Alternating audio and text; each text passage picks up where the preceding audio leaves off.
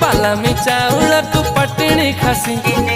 बालामी चाउळकु पटणी खासी तुझिया दक्षिणी मु टोकाटा देसी बालामी चाउळकु पटणी खासी तुझिया दक्षिणी